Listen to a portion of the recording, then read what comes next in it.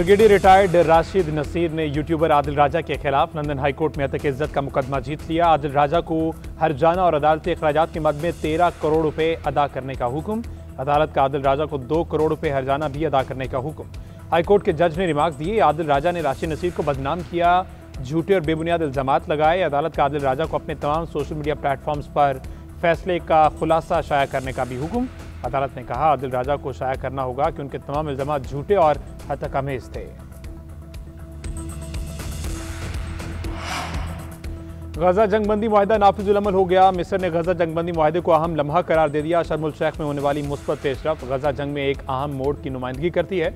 मिस्री वज़ीर ख़ारजा गजा की सूरत-ए-हाल से मुतालिक वज़ारती इजलास में शिरकत करेंगे। मिस्री मीडिया के मुताबिक मुआहिदे के तहत गजा में 20 इसराइली यरगमालियों की रिहाई इतवार या पीर के रोज़ मुतवक्के।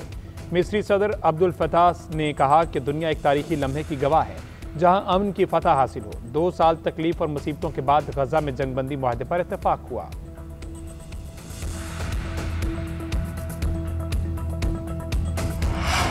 आलमी रहनुमाओं का हमास इसराइल मुआहिदे पर दस्तखत का खैर मकदम। अक़वाम मुत्तहिदा के सेक्रेटरी जनरल एंटोनियो गुतरेस ने कहा कि अफ्रीकैन से मुआहिदे की शराइत की मुकम्मल पासदारी की अपील करते हैं। मुस्तकिल जंगबंदी को यकीनी बनाया जाए और लड़ाई हमेशा के लिए बंद होनी चाहिए। बरतानिया, न्यूजीलैंड, कनाडा और ऑस्ट्रेलिया का भी मुआहिदे का खैर मकदम।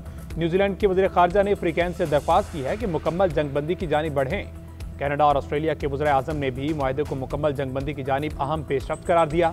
बरतानिया के वज़ीर आज़म सर कीर स्टारमर ने कहा यह एक ऐसा लम्हा है जो पूरी दुनिया के लिए खुशी और सुकून का बायस होगा।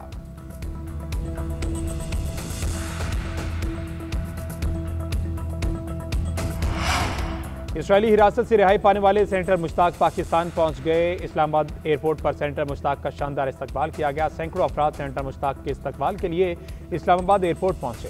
इस्लामाबाद एयरपोर्ट पर फलस्तीनी परचमों की बहार।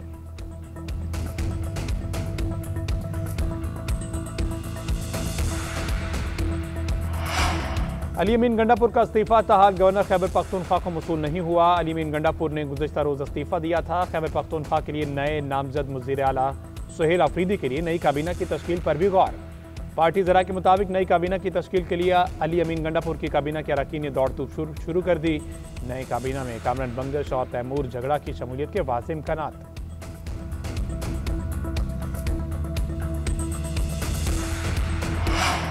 खैबर पख्तूनख्वा असम्बली में तहरीक इंसाफ की हिमायत याफ्ता MPs आज़ाद करार। इलेक्शन कमीशन ने PTI के हिमायत याफ्ता अरकान को आज़ाद जाहिर कर दिया। इलेक्शन कमीशन ने कौमी असम्बली और सूबाई असम्बलियों की पार्टी पोजीशन जारी कर दी। फहरिस्त में सुन्नी इत्तेहाद कौंसिल के एक रुकन को जाहिर किया गया। इलेक्शन कमीशन ने फैसला सुप्रीम कोर्ट के 25 अगस्त के फैसले की रोशनी में किया।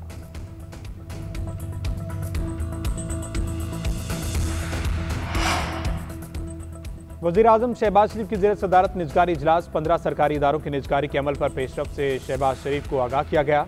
वज़ीर आज़म ने कहा कि मुजव्वज़ा सरकारी इदारों की निजकारी के अमल में आलमी शोहरत याफ्ता माहिरीन की खिदमात हासिल की जाएँ। सरकारी इदारों के अंदरूनी इस्तादकार बढ़ाने के लिए जामे हिकमत अमली के तहत हर मुमकिन इक़दाम फौरी तौर पर उठाए जाएँ। निजकारी के अमल में इदारा जाती और इंतजामी ताख़ीर और सुर्ख फीते को बर्दाश्त नहीं किया जाएगा।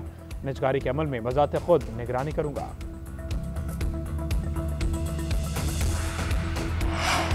26वीं आईनी तरमीम के खिलाफ दरख्वास्तों पर समाअत फुल कोर्ट तश्कील देने की इस्तदा पर दलाइल। मुनीर मलिक ने कहा कि कोई फरीक नहीं पड़ता मौजूदा बेंच रेगुलर है या आईनी।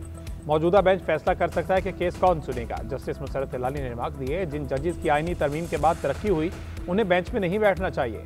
जस्टिस जमाल खान मंदुखेल ने रिमार्क दिए कि क्या नए जजेस किसी और मुल्क से लाकर लगाए गए। जजेस इज्जत माब हैं, उन्हें ना रगड़ा जाए। हमें ऐसा रास्ता बताएं जिसमें तमाम जजेस बेंच में बैठ जाएं।